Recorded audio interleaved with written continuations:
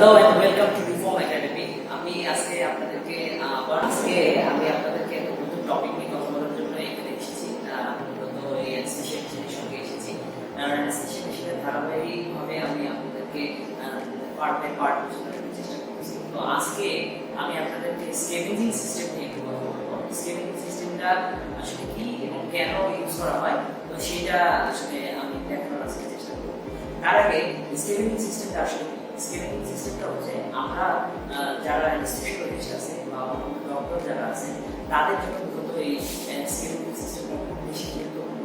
কারণ হলো যে অ্যানেস্থেসিয়া মেশিনে আমরা যে অ্যানেস্থেটিক এজেন্ট ইউজ করি, যেমন হ্যালোজেন অথবা আমাদের যে নাইট্রাস অক্সাইড গ্যাস, তো সেই গ্যাসগুলো একসঙ্গে মিশ্রিত হয়ে আমরা পেশেন্টকে দিই। তো পেশেন্ট যখন এটা এক্সপ্রেশন করে অর্থাৎ নিঃশ্বাস ছাড়ে, তখন এই গ্যাসটা এই রুমের মধ্যে চারিদিকে ছড়ায় যায়। যদি আমরা এই স্কেভেঞ্জিং সিস্টেমটা না করি, তাহলে আমাদের এক্সপ্রেশনের যে শ্বাস প্রশ্বাসের এরিয়াটা, সেটা ডাক্তাররা ইনফেকশন হওয়ার ফলে ডাক্তাররা ইনফেক্টেড হয়ে যায়।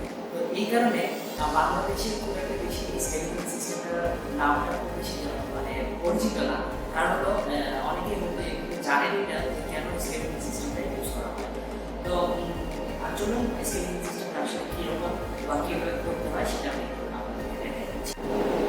আচ্ছা, স্কেভেঞ্জিং সিস্টেমটা হচ্ছে যে আমাদের যখন আমরা পেশেন্টকে আমরা এই মেশিন সার্কিটের মাধ্যমে ভেন্টিলেট করার পরে আমাদের যে এক্সস্ট লাইনটা, অর্থাৎ এই যে এই এক্সস্ট থেকে এইখান থেকে আমাদের সেই অ্যানেস্থেটিক এজেন্ট এবং আমাদের যে পেশেন্ট যেটা অ্যাক্সেলারেশন করে সেটা এখান থেকে বের হয়। আর এটাকে আমরা জাস্ট এখানে একটা পাইপ সিস্টেম করে আমরা যদি বাইরে দিতে পারি, এই গ্যাসটাকে আমরা কোনো কারণে বাইরে বের করতে এটা যেমন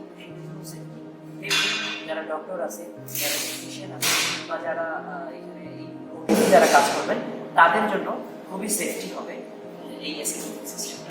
তো আশা করি যারা আমার এই ভিডিওটা দেখছেন বা দেখলেন, তারা হয়তো স্কেভেঞ্জিং সিস্টেমটা সম্বন্ধে একটা আইডিয়া পেয়েছে এবং এটা খুবই সিম্পল এবং খুব সহজেই করা যায়, যার ফলে এই ওটিটা যেমনি সেফ থাকে, একজন ডক্টরও তেমনি সেফ থাকবেন, এখানে যারা স্টাফ আছে তারা সবাই সেফ থাকবে।